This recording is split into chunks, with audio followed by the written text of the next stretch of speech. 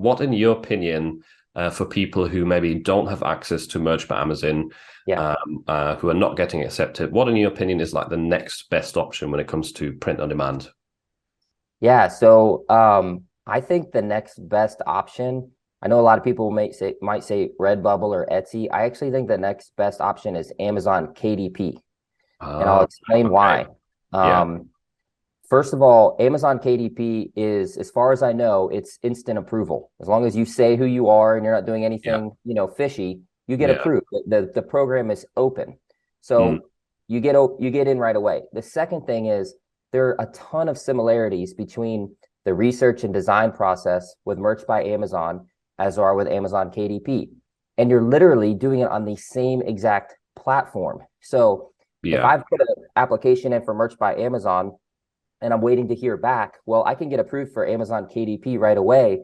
And I'm already in Amazon looking at the search features, learning about BSR, learning about finding niches, keywords. All of that applies to KDP. Yes, it's a little bit different of an end product. You're doing a print-on-demand book or journal or something like that. But that would be my strongest recommendation, because it's going to make you, it's when you do get approved for Merch by Amazon, with that KDP experience, you'll already be 1 or 2 legs up, because the process with these other platforms is much different than it is with Amazon.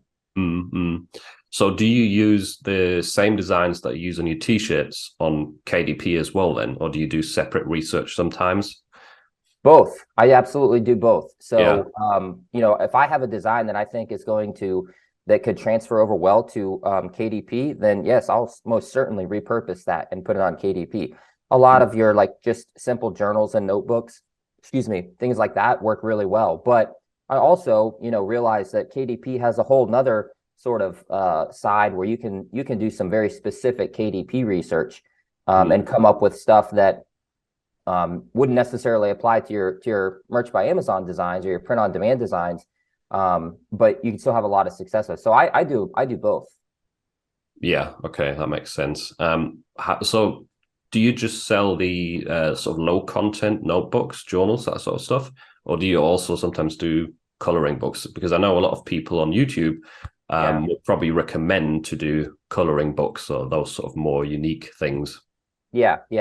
I do both. I definitely started off with just the low content stuff. I mean, I think that's the easiest sort of low hanging fruit. And I'm fortunate. I've gotten a couple in there that have become regular sellers. So those low content journals, notebooks, planners, or not planners, but journals, notebooks, diaries, things like that.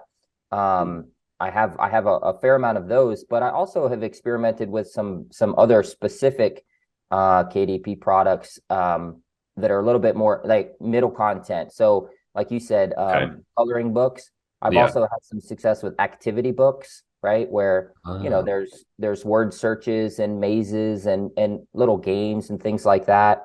And then I've had some success by creating I wouldn't even say it's still pretty low content. It's not like a difficult interior, but maybe an interior that targets that very, very specific type of niche, right? So instead of just a general interior, it's something that's customized or tailored to whatever the cover shows.